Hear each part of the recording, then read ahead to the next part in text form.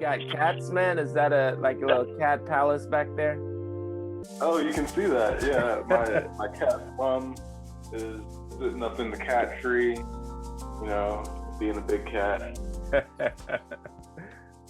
That's awesome. Xavier Edward Carter, welcome to Artists on Artists. What's up, man? How's it going, Chris? It's going well. It's going well. I'm happy to be able to catch up with you for a moment and just kind of talk about your work and talk about what's going on in your world. You graduated from SMU MFA program. What was that like? Weird. I came back to Texas after being gone for a little while. It's my dad's alma mater, my uncle's alma mater, I think my aunt's alma mater too. There's like a lot of family history there. Yeah. And the way that I even ended up applying there, I was a fellow in the Yerba Buena Center for Art in San Francisco, and I ended up meeting Carol Zoe and Jody Yellowfish and Clyde Valentine. They were like, "Yeah, you should apply." And I was already kind of thinking about it. So that was the final like go ahead. I was like, "Oh yeah, okay." Small world, I guess I'll apply here. Yeah, I got my BFA at Stanford 2010. It's funny, I was a printmaker, and then I ended up doing a lot of like video writing, tech stuff, because I wasn't gonna have those same the access to the same facilities when I got out. So I was like, okay, I need to open up my world a little bit, and here I am now. Yeah. It's always been my experience that painters somehow end up becoming sculptors, but I don't know how it works in reverse for printmakers to performance art and video. But there's still a lot of layering there, so maybe it connects. Yeah. It's all registration, getting things lined up the certain ways, and then dealing with trying to imagine what it's going to look like the right way, but organizing it the wrong way. Wrong way is just like right, the other reverse way. Yeah. So back to your MFA at SMU. Yeah, I found that thesis document that you have, which is kind of like a roadmap, it feels like, to what's going on in your work. Like you're trying to create something that can give a good point of reference, like a bibliography to what you're doing. Was that your intention, and how did that work as like an official thesis document? I think that's a correct assessment. I consider myself a transdisciplinary artist. So I'm mostly concerned about the movement across disciplines, since I end up having to do so many things. It's like the main concern that I have in working is how, at least from a discipline standpoint, is how things are going to move across different mediums, like, or when it's necessary to make a shift in the form of art to get the most impact, or get the impact that I'm searching for. As a document, the museum wasn't too happy about it. The Meadows Museum wasn't too happy. At least the person that received it gave me a dirty look. My advisors were all like, "Okay, cool. Yeah, this is what you should do in this situation." Not really should do, but like this was a good choice given the circumstances. Where I had other people in my ears saying some other like wild shit that were around there too, and I'm like, no, you completely missed the. If you thought that was what it was, then you completely missed the whole point. You're trying to set me up for something that's gonna get me hurt or get me messed up. So, like, yeah, in a very traditional place too, because you gotta like remember that like SMU is still very much a traditionalist mindset, and everything's very media based, like directly media based, old school ideas around printmaking, painting, sculpture.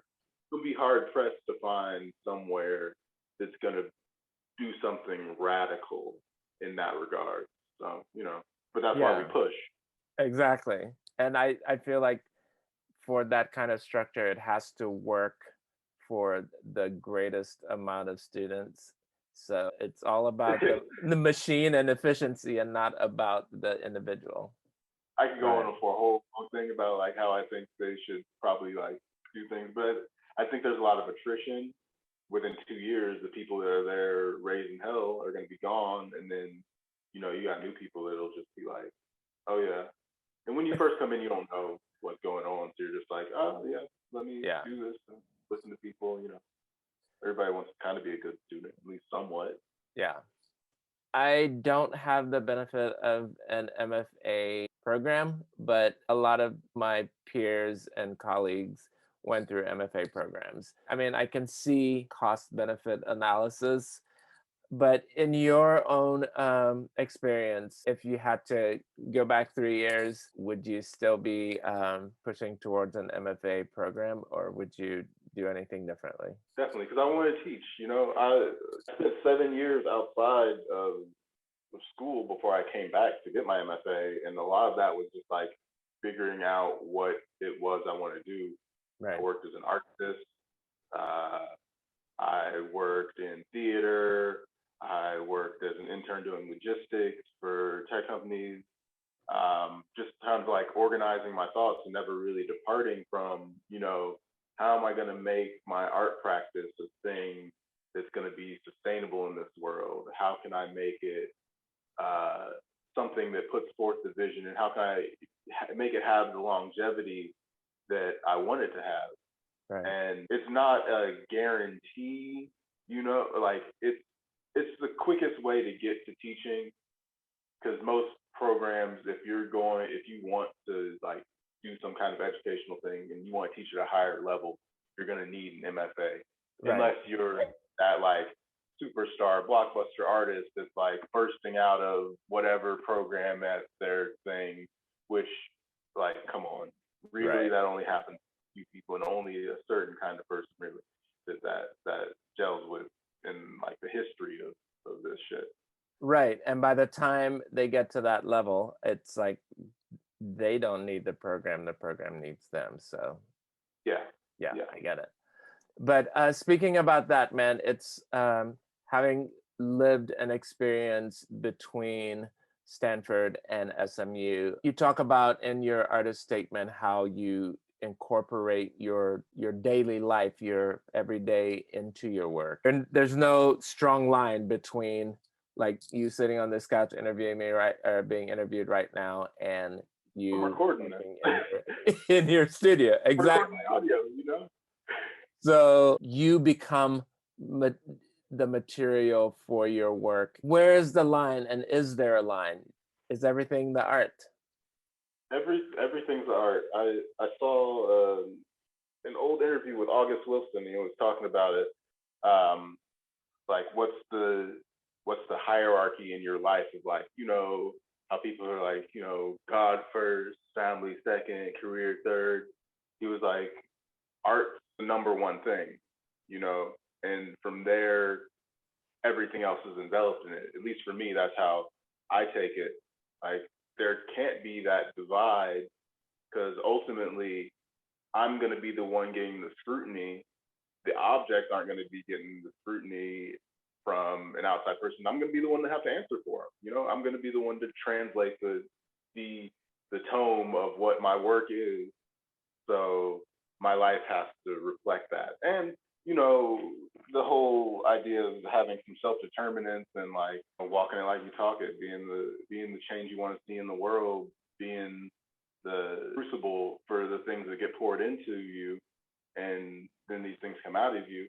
I think it's necessary that I have to be in all the bits. It may be that my presence is an absence, and a lot of the work that are going into the exhibitions coming up is very much that kind of lack of self, or that self removed from the event, and then the understanding that happens in that respect.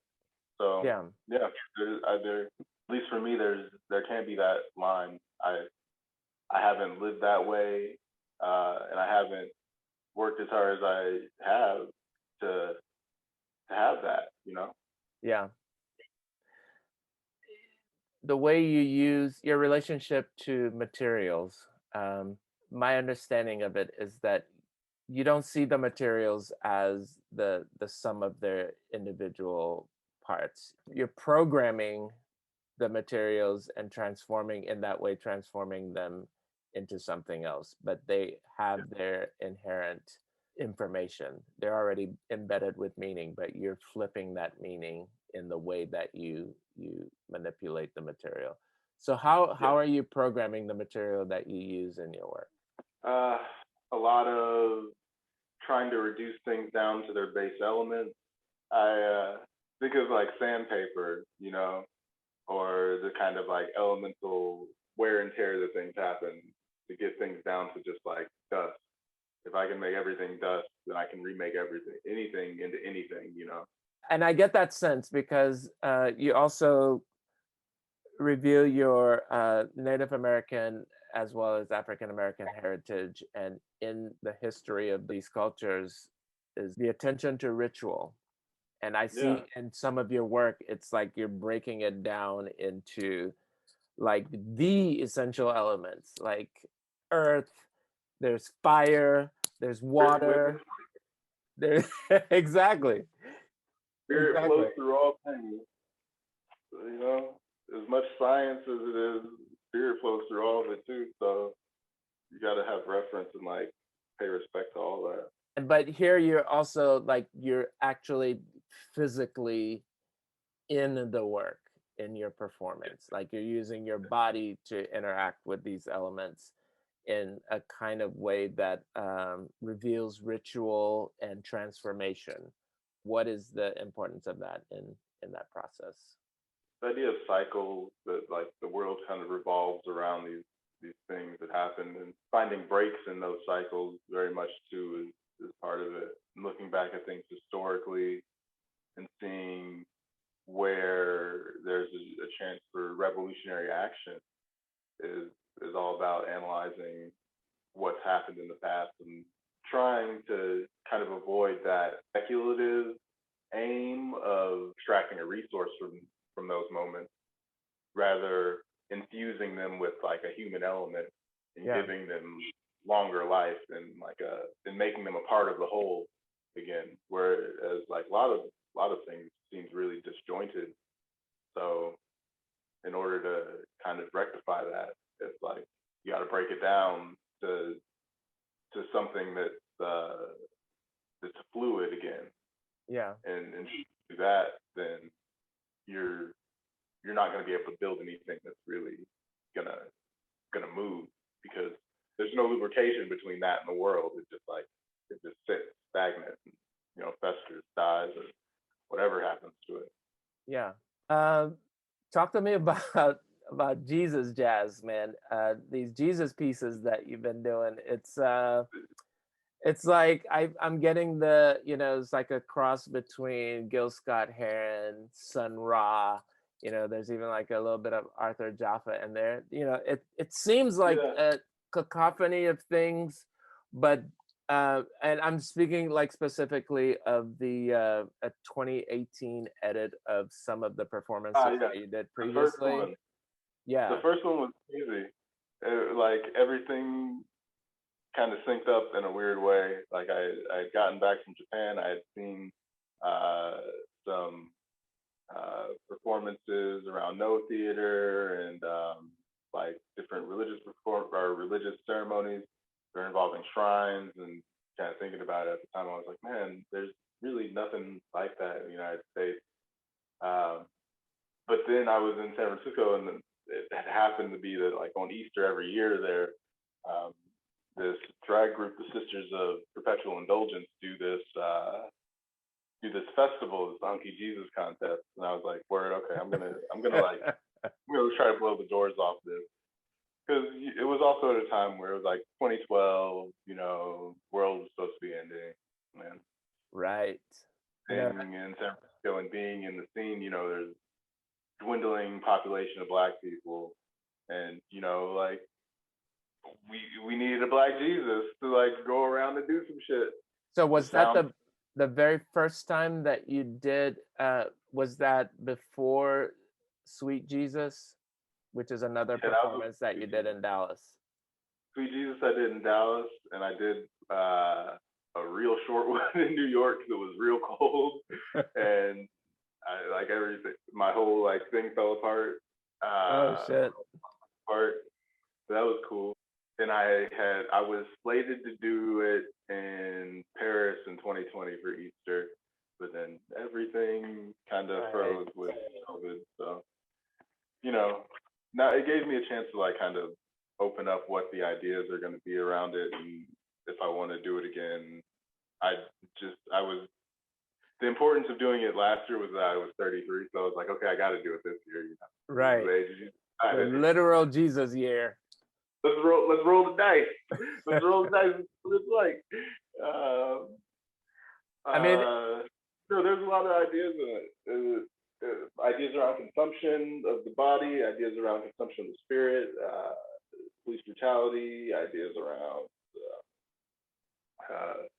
movement and kind of organizing people in that way are all infused in that piece, and that it has such a heavy marker, in that it's like the story of Christ and like this whole big religious thing, that there are billions of people around the world that know what this is, but can't really see the role going to a type of person, or a Black person specifically. It was just something I wanted to turn on its head. And, you know, shout out to Pope L with the crawl. Everywhere I go, I'm like on my feet. So, you know, I wanted to do something in reference to that. So I just walk. Yeah.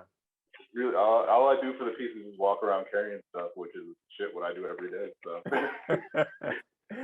Yeah, but that is a layered like presence in the world. Like moving around with that cross has so many connotations and references to just the danger inherent in being a Black man dressed in regular clothes not carrying shit versus a naked Black man with a cross on R.L. Thornton Freeway in Dallas. That was the craziest thing, that like I would get more hassle walking down the street just regular. Like, although there's a moment, and every time I do a performance, where there's a heavy police presence that comes out and they're like, "What are you doing?" And I'm like, "This is what I'm doing." And they're like, "Oh, it's art. Okay, bye." And then I never get bothered again during the whole thing. That's the wildest thing to me. And like some of the audio that I have from those performances was like the people that are part of the crew that are observing, watching, like, "Oh shit, oh shit, okay, this is where this is. Can I help right now?"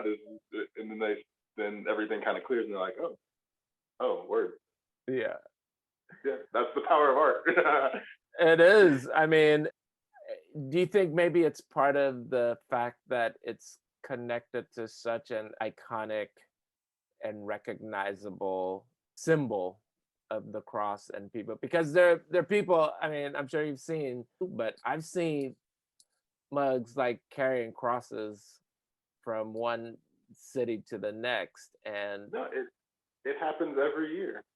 It happens every year. You'll see it on the news. You'll hear like on the radio something about someone doing this. And I think it's particular to being in the United States as well, as much as it is anywhere, that what happens. Yeah. I think if I were to do this on, like, for a while I was like, I need to push this like much further. And I was like, I need to like walk across the desert carrying this, like cross some borderlands, or like go to fucking Jerusalem and carry the cross around and do shit like that. Yeah. To really get like the full power of it. But I think now I'm more leaning toward how many more, how can I flip that role around and make it more, give it more power, make it say the things to a larger group of people. So I think that if I do it again, it'll definitely be outside the U.S. Yeah. I don't think I will carry it. I think I'll have a performer do it, which will like push me in a different direction too, and how I'm working on these performances. letting other people do her performances, and that was really powerful. I think Who is it was this? something I felt so nice to open up. Christian Cruz. Kristen Cruz, right? Yeah. Yeah, I keep peeling back layers of this performance from my own perspective. Just the idea of physically being burdened with the cross. What is that thing made of anyway? Just plywood, Okay. with paper, so it can burn really easy. I mean, Yeah. so much of the story for me is like being able to put yourself in other people's shoes, being able to like take that weight for somebody else, or at least in the biblical sense, this is an act of salvation for all of humanity. So like, who's to say who can step into that role? Anybody could, and anybody can, and unfortunately, anybody can end up in that kind of situation when it comes to the state and violence. Yes. Especially of a certain group of people. If you're of like one of the majority of people in the world, really, like if you're a woman, or if you're someone that is of colored skin in a predominantly white space, you can end up in that same situation for just being. And then at the end, I know at least in the one that you did in the Bay Area, I'm assuming that's where it was, where you burned the cross, and that act in itself, it's this cathartic unburdening, if you will. You're both physically laying down your burden, but then burning it becomes this other symbol of complete release or transformation. Yeah. It's that being able to let it go. You don't have to carry around the tools of your execution. Yeah. Like you can actively destroy the tool of your execution. Yeah, or co-opt the symbol into the thing that has a stronger connection to the person being persecuted. Because I'm sure it's not lost on you the idea of the other ways that crosses are burned, and how that is more of an assertion of white power than a catharsis of the unburdening of a Black man. Yeah, I read that the original burning of the cross was like this lighting, showing that your town was under attack. Your stronghold was being breached in like Scotland. It's like an old school bat symbol being like, "Yo, hey, we need help." It's like hey, get the fuck out of here. So for me to take that back and be like, "Yo, you're gonna need some help if you want to get out of here. We're burning all your shit now." Tell me about the new work, man. I know you have a show coming up at the Aaron Cluley Gallery. Yeah, I got a work on paper show at Aaron Cluley. It's a mix of drawing, painting. So and sculptural paperwork, and then I got a show that's running at the same time that the Office of Arts and Culture shot me a grant for. That's like a bit of a memorial. My partner passed away in April of last year. Things around loss and kind of this like memorializing grief, just kind of to move that energy into another form and like spread it and let people share in those moments, especially after being in isolation for like over a year now. It's like, man, the little things of connecting with people are all wrapped up in that show, and this idea of love and how love and masculinity and like this kind of transforming of objects into those essences, paying reference to people that have had a lot of impact on my life. Please accept my condolences, man. I had no idea. Thank you. The works on paper, at Aaron Cluley. Those works are all around like ideas of commerce, the idea of the Willy Wonka golden ticket, just like run heavily through these works. Like that, if I can just get this one thing, it's all gonna work out. It's all gonna be what it is.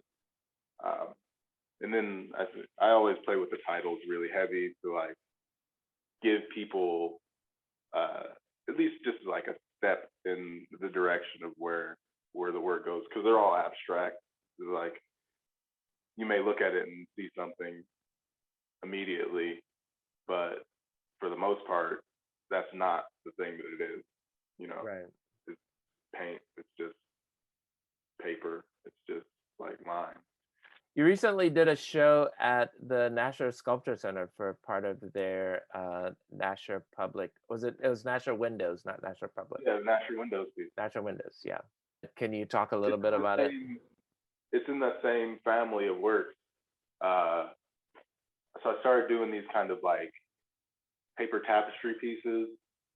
Wherever I go, places I collect paper just from anywhere, gallery shows, museums, things people hand you on the streets, flyers, all that stuff. I just keep, and after a while, I'll kind of piece them together into something either based on colors or like something that makes it a form that speaks to me. And then I'll just draw on top of it. I mean, that goes back again to the printmaking days. Right. One of my professors was like, "Why are you working on this?" Like, I was working on butcher paper a lot, and like doing big drawings and painting over them, and kind of like building up layers of paint and then like painting over them. It's like, so you're taking like the worst paper that we have here and just like now it has all this value. Thanks. That's great that you're doing that. And I'm like, yeah, why is that not good? Yeah, I have a big problem, not a problem, but this idea of permanence and archival material, and like nothing is permanent, man. And if I light that shit on fire, it's gonna be gone. Exactly. So I like the idea of expressing ideas with materials that make sense versus trying to find something that's gonna outlive you and be appreciated somewhere else. Yeah. I mean, again, it's that idea of appreciation, and like the things that we are excavating from the ground, the things that really tell you so much about a place are these kind of like accounting things in a way. Yeah, like, the pots and pans of information. Yeah, you're like, oh, this is what people ate with. This is what their cutlery looked like. This is what shit was made of. This is like a token that you can exchange for this thing now. Oh, great. And apparently they paid money to this god Apple. What is Apple? A lot of receipts. Like people really, really like these. There was, I guess Apple was like their primary food source. These humans were very strange. I guess maybe it was a cyanide in it. Running up to make food, right? Man, I mean, we're all, we've been sort of hunkered down, maybe some of us even before the shutdown and lockdown. But like, how are you spending your days? What are you doing? Listening to music. For a while, I was like cooking really extravagant meals. Not so much now. Since October, I've been working on these exhibitions. There's a big ceramic portion of the Xxavier show, so that's taken up a lot of time. Reading, talking to people that are far away that I would be doing anyway. To check out these shows, man. I'm excited. I think they're gonna present something unique to Dallas for a little while. Yeah. You can go to galleries and you can see artwork by different artists, and maybe they'll all be in one meeting. Maybe it'll be an interdisciplinary artist used in several meetings. At least the Xxavier show feels like a group show, and that the elements of it organize themselves in a way that doesn't feel like it's one person. And that was the idea around it, Yeah. It's this broader thing that is happening. And at least for me, in being able to put on this show right now, is one, to pay homage to my friend who's gone, and to test the waters on like how I want to move from now on in my practice when it comes to like showing my work to people in that way. I don't want to be the kind of person who's just like, oh yeah, I completely rely on my ideas to get across in a commercial setting, or I am completely, I don't know, working in a digital space where I'm organizing all these things, and like, now here's your product, and you can move those things to any space and they fit in that kind of way. There's a certain specificity to my work that I wanted to have, and this is first time, at least in Dallas, I've gotten to do it this way. So I'm trying to pull out as many stops as I can to keep the machine going, and please myself as much as I please my audience. I want to be happy with what I'm making. It may not be like a forever satisfaction, but there's got to be that kind of like aha moment for myself that happens, or it's like I didn't do anything. It's that headspace where, like I'm sitting in my studio right now and you can't see it, but all this shit's lying around. But there are one or two moments. As a matter of fact, when I was researching your work, it had nothing to do with what I was looking at, but it led me to think about some problem I needed to solve in my studio, and I think I'm figuring it out. So thank you, man. You're welcome. There you go. Xxavier Edward Carter, it's been a pleasure talking with you, and thank you for taking the time to be on our little podcast. And you're welcome. It was a pleasure. Hope to meet you in person one of these days. For sure. Well, thank you again, man, and we'll talk soon. No problem. You're very welcome. Take care.